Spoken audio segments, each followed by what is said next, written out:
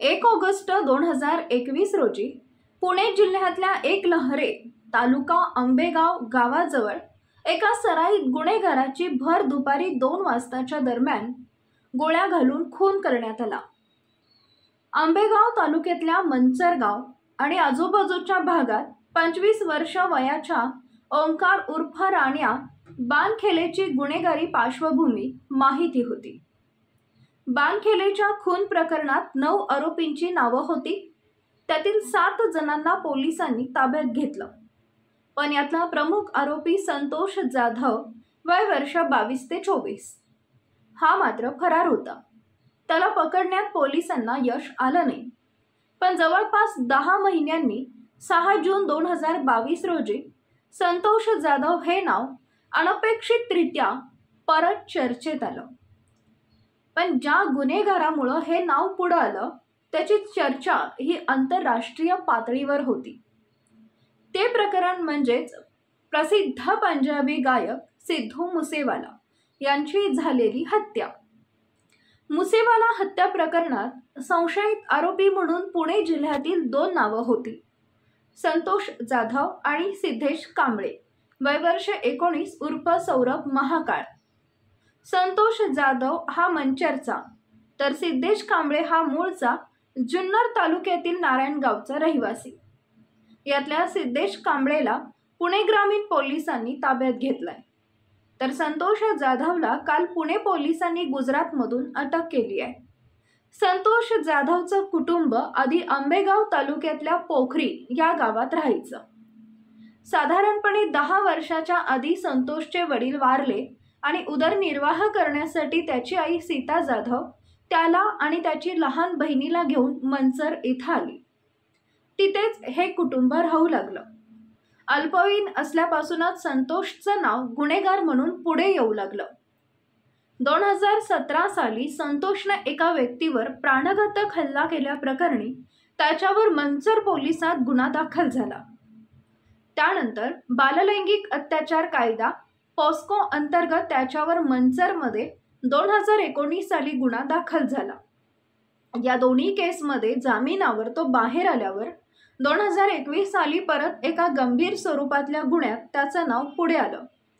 ओंकार बानखेलेचा गोळीबार करून खून झाला आणि त्याचा मास्टरमाइंड संतोष जाधव होता असं म्हणावं लागेल, कारण त्या खुनाच्या आधी सोशल मीडियावर पोस्ट टाकून तसे इशारे त्यानं दिले होते। संतोष जाधव आणि ओंकार बानखेले हे आधी एकाच गँगमध्ये सोबत काम करायचे, पण त्यानंतर त्यांच्यात मतभेद झाले आणि शत्रुत्व निर्माण झालं।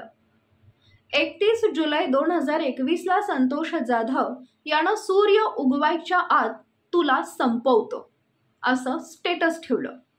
त्याला प्रत्युत्तर म्हणून ओंकार बानखेले यानं भेटणार तिथं ठोकणार, कुठे पण असू दे असं स्टेटस ठेवलं। यातूनच त्यांच्यातला वाद विकोपाला गेला। यानंतर 1 ऑगस्टला एकलहरे गावाजवळ ओंकार बानखेलेचा गोळ्या घालून खून झाला।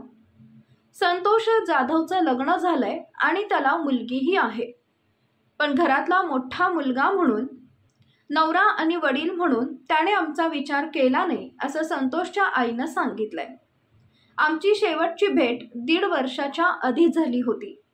लहानपणापासून त्याचा स्वभाव चांगला होता, पण त्याचे वडील वारल्यावर त्याच्यात बदल झाले। त्यांना जाऊन 10 वर्ष झाली आहेत। त्याच्या स्वभावातला बदल जाणवत होता। मारामारी, भांडण करायचा। मी त्याला बरेच वेळा समजावलं की हे सगळं आपल्याला नको आहे, पण तो ऐकायचा नाही, कारण त्याला मित्रांमध्येच राहायला आवडायचं।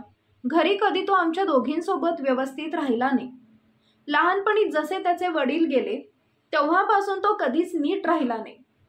वडील गेल्यावर मुलगा भाऊ म्हणून जबाबदारीही घेतली नाही। आपल्या आईला आणि बहिणीला माझ्याशिवाय अजून कुणी नाही याचा विचार केला नाही त्यानं कधी। त्याला असं वाटायचं की त्याचं जग वेगळं आहे। आपल्या आई बहिणीचा त्यानं विचार केला नाही कधी। आईच्या काळजाला वाटतं की आपल्या मुलानं चांगलं वागावं, सुधारावं। मी माझ्याकडून प्रयत्न केले त्याच्यासाठी, पण त्यानं स्वीकारलं नाही असं सीता जाधव संतोषच्या आईनं सांगितलं। मुसेवाला हत्या प्रकरणात पंजाब पोलिसांनी 8 शार्प शूटर्सची नावं संशयित म्हणून दिलेली आहेत. त्यामध्ये सिद्धेश कांबळेचाही समावेश आहे. 19 वयाचा सिद्धेश हा नारायणगावचा राहणार आहे. पोलिसांनी त्याला पुणे अहमदनगर जिल्ह्याच्या सीमेवरून ताब्यात घेतला. संतोष जाधवला मदत करण्याशिवाय त्याच्यावरच्या आणखी काही गुन्ह्यांची पुणे ग्रामीण पोलिसांकडे सध्या तरी नाही. सिद्धेशच्या आईचं तो लहान असतानाच मृत्यू झाला. तो त्याचे मोठे भावंड आणि नातेवाईक यांच्याकडे वाढला. त्याचे वडील ट्रक ड्रायव्हर असल्याने बऱ्याच वेळा घरापासून दूर असायचे. पुणे जिल्ह्यातल्या खेड, आंबेगाव, जुन्नर या तालुक्यात अल्पवयातच गुन्हेगारीकडे वळलेल्या मुलांचं प्रमाण लक्षणीय आहे. यातूनच यांच्या गँग तयार होतात. बेकायदेशीर कामांमधून सहज मिळणाऱ्या पैशांची त्यांना चटक लागते. त्यातून छोटे गुन्हे करता करता मोठे गुन्हे करायला सुरुवात करतात. संतोष जाधवची आई सीता जाधव यांच्या म्हणण्यानुसार घरात संतोषला चांगले संस्कार देण्याचे त्यांनी पुरेपूर प्रयत्न केले. आई वडिलांची माफक अपेक्षा असते की आपल्या पोरांनी एक चांगलं व्यक्तिमत्व म्हणून जगलं पाहिजे. त्यांनी खूप श्रीमंत व्हावं अशी अपेक्षा नसते. चांगली कुठेतरी नोकरी करून 2 रुपये कमवायचे हेच वाटतं, पण ते नाही मिळालं त्याच्याकडून, असं सीता जाधव सांगतात. आई कष्ट करते, घर सांभाळते. घर चालवणारी व्यक्ती काय काय बघणार? तो बाहेर जायचा, स्वतःच्या मित्रांच्या वयाच्याच मित्रसंगतीत ठीक आहे, पण वयाने मोठ्या व्यक्तींसोबत उठबस असायची. कसे मित्र निवडावे हे त्याला कळलं नाही. बाप नाही हा काही पण करू शकतो. दिले 2 रुपये कुणाला पण मारू शकतो अशा चक्रात तो अडकला. बाहेरच्या जगामुळेच त्याच्यावर असे परिणाम झाले. आम्ही फार सर्वसाधारण लोक आहोत, फार पैसे किंवा श्रीमंतीची हौस नाही, असं सीता जाधव म्हणाल्या. 19 मे रोजी सिद्धू मुसेवाला पंजाबचे प्रसिद्ध गायक आणि काँग्रेस नेते यांची अज्ञातांनी गोळ्या घालून हत्या केली. त्यांच्या 2 मित्रांसोबत ते जीपमध्ये होते तेव्हा गावाजवळच त्यांना गोळ्या घालण्यात आल्या. सध्या तिहार जेलमध्ये असलेल्या लॉरेन्स बिश्नोई गँगने या हत्येची जबाबदारी स्वीकारली. या हत्येत लॉरेन्स बिश्नोई हाच मास्टर माइंड असल्याचं दिल्ली पोलिसांनी सांगितलंय. पुणे जिल्ह्यातील या दोघांचा बिश्नोई गँगसोबत कसा संपर्क आला? मुसेवाला हत्या प्रकरणात त्यांचा सहभाग कसा होता? मुसेवाला हत्येचं षडयंत्र कसं रचलं गेलं? ती हत्या कशी घडवून आणली गेली? आणि यात अजून कोणाचा समावेश आहे? या सगळ्या प्रश्नांची उत्तरं तपासातून पुढे येतील अशी अपेक्षा आहे. याबद्दल तुम्हाला काय वाटतं? कमेंटमध्ये नक्की सांगा. तेव्हा पुन्हा भेटू DSD वर्ल्डच्या पुढील भागात. तोपर्यंत धन्यवाद.